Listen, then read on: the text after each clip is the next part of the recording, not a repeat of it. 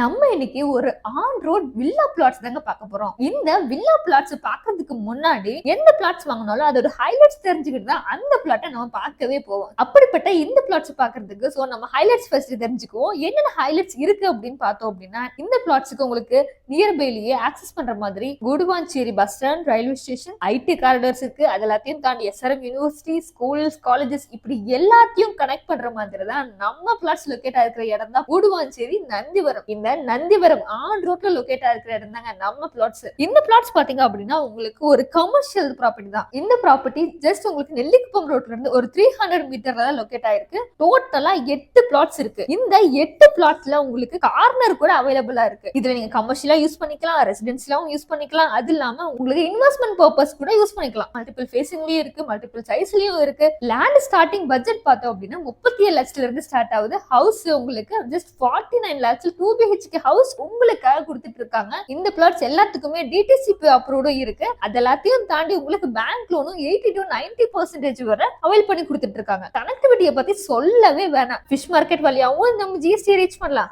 அதையும் தாண்டி நெல்லிக்குப்பம் வழியாவும் உங்களுக்கு ஜிஎஸ்டி ரீச் பண்ணலாம். இளம்பக்கம் பஸ் ஸ்டாண்ட் கூட ஜஸ்ட் ஒரு 10 மினிட்ஸ்ல ரீச் பண்ணலாம்னு பாத்துக்கோங்களேன். இவ்வளவு ஆக்சஸையும் நான் சொல்லிட்டு இருக்கிறது உண்மையா தானே நினைக்கிறீங்க?